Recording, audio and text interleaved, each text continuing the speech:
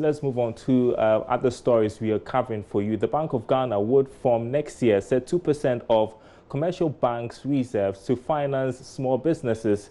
Governor of the Bank of Ghana, Dr. Ernest Addison, disclosed this after the central bank kept the policy rate unchanged at 16%. There is more in the Flowing Business Desk report.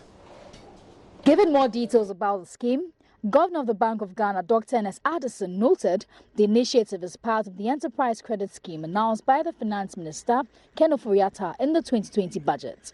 These funds will be held at the Bank of Ghana and will be available to banks that participate in the scheme.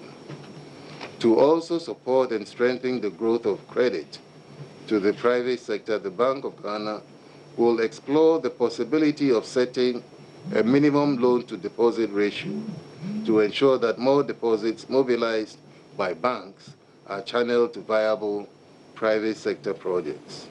The Bank of Ghana will hold further consultations with the banking industry to determine the impact of such a regulatory measure. He also rejected arguments that this move is against the Bank of Ghana's own free market regulatory approach. I don't know how you characterize that, whether it's market-oriented or more direct intervention. You tell me how to characterize that. That this is a deliberate effort by the central bank to support the SME lending. He also announced that they are working to scrutinize the compensation packages for chief executives, board members and key management staff of banks. The Bank of Ghana will be working closely with banks to ensure that banks do not pass on their operational inefficiencies and overhead costs to their clients. To do this, steps will be taken to align compensation with overall bank performance by linking it to clear parameters, including the quality of a bank's assets. Bank of Ghana will scrutinize compensation policies for chief executive officers and key management personnel, as well as board of directors of universal banks. To ensure transparency, banks will be required to publish value-added statements disclosing details of the compensation packages of key management personnel and board of directors separately from the total employee compensation. Commercial banks are also expected to come out with frameworks that would impact on borrowers' credit profiles. On the recent banking sector cleanup, the governor also announced that the two receivers have so far been able to recover a little over 1 billion cedis. Obviously, there is still more work to be done. He has a loan portfolio of over 10 billion cedis. If he has only done 1 billion, he has more than 9 billion out there to go after. Dr. Addison also disclosed that it has given GCB the provisional license to issue the ECD in the near future as a bank. This is part of the broader role of digitalized economy that the regulator is working on. Now, on electronic money, GCB, is it a cryptocurrency, Bitcoin? No, it is not. It's just electronic money backed by currency. So GCB cannot create money. They are only having an electronic representation of the cedis that Bank of Ghana puts into circulation. So it is not crypto. From the governor's announcement, it has also emerged that mobile money accounts of its more than 30 million subscribers.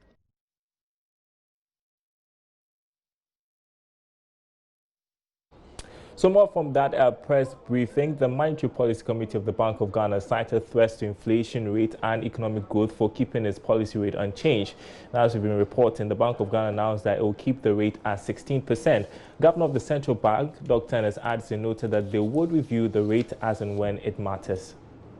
Bank of Ghana will be working closely with banks to ensure that banks do not pass on their operational inefficiencies and overhead costs to their clients. To do this, steps will be taken to align compensation with overall bank performance by linking it to clear parameters, including the quality of a bank's assets. Bank of Ghana will scrutinize compensation policies for chief executive officers and key management personnel, as well as board of directors of universal banks. To ensure transparency, banks will be required to publish value-added statements disclosing details of the compensation packages of key management personnel and board of directors separately from the total employee compensation. To further deepen transparency in the determination of lending rates, banks will be required to develop and publish a clear framework on the risk premium build-up that impacts individual borrowers' credit profiles. This is expected to provide borrowers with a more informed basis for negotiating lending rates with their banks and enhance transparency in the credit delivery process, as well as promote responsible credit behavior from borrowers. In an increasingly digitized environment, the Bank of Ghana has evaluated its role in a digital economy. The central bank is in discussion with stakeholders to explore a pilot project. Governor of the Central Bank, Dr. Ernest Addison, speaking there. So the Bank of Ghana is, for a start, exploring a number of new prudential and market conduct regulatory measures to help foster more competition in the banking sector and in the process help lower lending rates. Philip Namfuri, my favorite analyst, is in the studio with someone on this. So what are the measures that the Central Bank is introducing, Philip? So our first question, why do we have high lending rates? Why credit growth has picked up in the economy, but not too much to the level that the Bank of Ghana deems fit? And thirdly, the transmission mechanism, the effect of policy rates on lending rates in the economy is not really being felt. So Bank of Ghana is putting together a number of measures, 4 of them. One is what you mentioned, or what we put in the report, the enterprise credit scheme, where they'll set aside 2% of the primary reserves of commercial banks. Commercial banks put away 10% of their deposits and give it to the Bank of Ghana anytime you deposit. And so they're taking 2% out of that, setting aside, and if the banks would demand it, and then to go into the enterprise credit scheme. The other one is also what we call the minimum loan to deposit ratio. So what does this mean? For every deposit that a bank receives, a certain number goes out as a loan. Nigeria tried this with, I think, about 65% loan to deposit ratio, which means that for every 100 naira received, 65, I beg your pardon, should go out as a loan.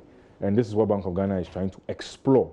And they've stated in there that they want to explore it after consultations with the Ghana Association of Bankers, because there are implications for this. If you look at data from the Bank of Ghana Banking Sector Report, our loan to deposit ratio over a 4-year period or 3-year period, in August 2016, it was 76.6%. So let's say for every 100 Ghana cedi received as deposit, 76 Ghana cedis goes out, all things being equal. In August 2017, it went down to 69.5%. In August 2018, it went further down to even 49.9%. And in August 2019, it's picked up to 51.1%. So you see that over the course of this period, it's been coming down, which means that banks are giving less out as loans from the deposits. But now it's picking up. So that's one of the measures they want to explore. But there are implications for it. Nigeria has tried it. They even sanctioned some banks for failing to meet it. It's very dicey. Essentially, in literal or simple terms, you are forcing banks to lend more than they would want to. There are implications for the economy. I mean, we need the credit growth to stimulate demand and to stimulate demand for goods and services, I beg your pardon. So we need to explore it. Then there's one thing also that came up, the compensation of our board members and the management. Bank of Ghana is looking at tying it to the bank's performance, particularly looking at the bank's assets. So if you have a high non-performing loan ratio and yet your managers are taking a lot, is there a problem? Bank of Ghana wants to explore some of these new measures. And then the final one is the risk premium build-up. And let me just break that down for you.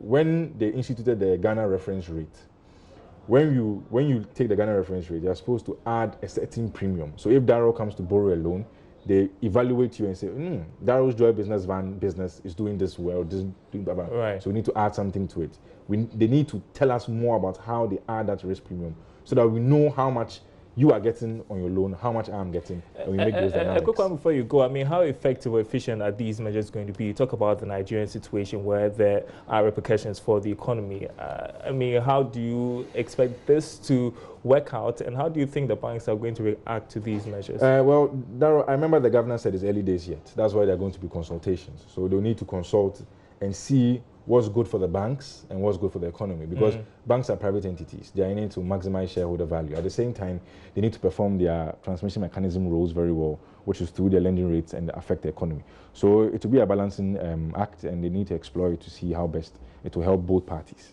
Philip Nafuri, thank you very much indeed. Well, let's talk a bit more about the Monetary Policy Committee's announcement today about the policy rate, keeping the rate unchanged at 16%. We've got a reaction from economist Professor Peter Quartey, who supports the decision of the committee. Look at the policy rate itself, the factors that the Monetary PC considers in revising the policy rate. You see that the level of economic activity, if it's increasing, if the economy is getting overheated, then it calls for a revision in the policy rate. In the past couple of months, we haven't seen much significant change in the level of economic activity to warrant a change in the policy rate. You also look at exchange rate depreciation. In the past couple of months, we haven't seen much depreciation to call for a change in the policy rate. You look at inflation and inflation expectations. We are within the single digits. We haven't seen much change, a significant change in the rate of inflation or people's expectations about inflation in the future for you to revise the policy rate. So all of these factors put together will call for the policy rate to be maintained.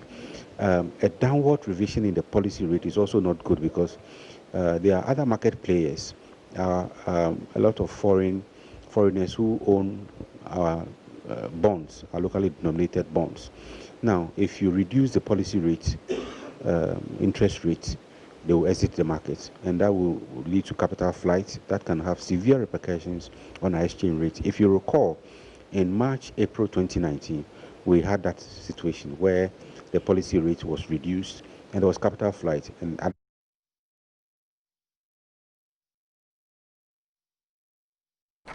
in other news tonight, the Institute for Statistical, Social and Economic Research is warning any move by government to impose a tax on mobile money services will collapse the successes chalked in the financial inclusion agenda.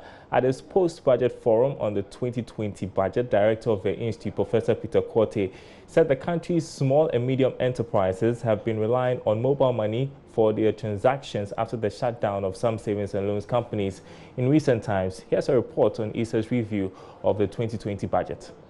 Institute of Social, Statistical and Economic Research believes the 2020 budget statement lacks concrete plans in raising domestic revenue to finance key infrastructure projects. It also noted that there will be a risk of government overcrowding the private sector and place excessive pressure on interest rates. Explaining the concerns raised as part of a research outcome, Director of the Institute, Professor Peter Quartey, argues that tax in certain areas of the economy, including mobile money, will affect the growth of the financial sector. Outlook risks of government crowding out the private sector and excessive pressure on interest rate has been noted. Also, increasing debt stock and debt sustainability remains of great concern. We also note that concerns about taxing mobile money remains and can affect financial deepening, especially the poor who have no access to formal banking services, and also with the collapse of microfinance and other non-bank financial institutions. The poor normally accesses financial services through microfinance and the like. A majority of them have been collapsed, and the one that they can cling onto, mobile money services, if we try taxing them, quite a number would pull out of that sector. So we ought to be very careful with that. The economist also questioned the claim by the finance minister that government has put some 12.4 billion cedis into the pockets of Ghanaians. If you are a nursing trainee, some of this money will go into your pocket. But if you are not, you won't find that, and so on and so forth. However, during the same period, we also saw utility price increases. We also saw communication service tax increased, and many others. And the net effect, has it eroded the gains? I think that's the kind of discussion we should be asking, whether with all these monies that have been put in our pockets. The Institute further describes the 2020 budget as a plan which fails to be bold on revenue generation. Ibn Sabote's report for Joy Business. You're watching Business Live. Some news coming into us. The Environmental Protection Agency, EPA, ordered the shutdown of United Steel. This follows a letter intercepted by Joy Business. And we're going to have a chat about that with Charles Aite, who has been following that story for us. So here is his report he filed some time past. These steel factory workers at the Free Zones Enclave are frustrated over the emission of smoke from two main steel factories, Ryder Steel and United Steel. With placards reading "Toxic emissions is unacceptable. People should be held responsible. We are dying slowly." The factory workers complained their lives have been endangered by these emissions. It even feel difficult to even breathe inside because of the smoke. So, like, sometimes we find it difficult even coming to work because of the smoke. I was even told by the doctor that if that should be the case, I should stop the work because I can't continue jeopardizing my health because of the smoke.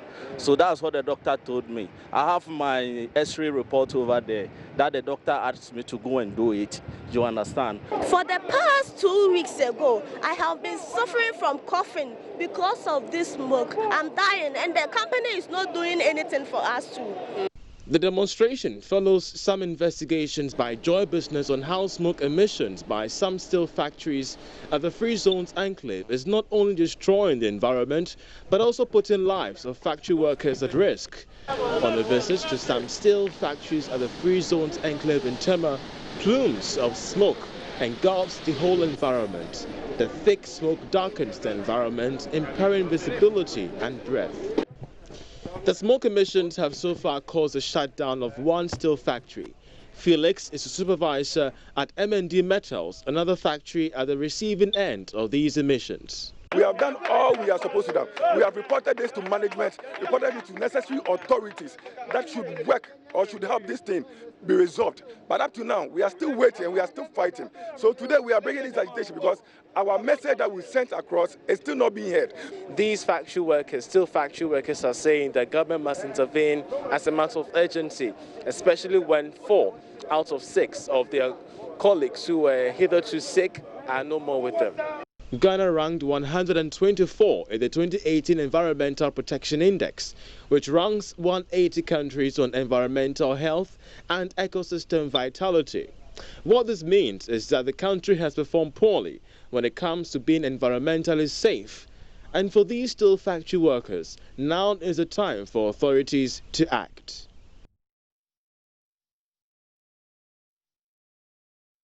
Well, so Charles Aite covered that demonstration sometime last week, but before then he had gone there to report on the issue.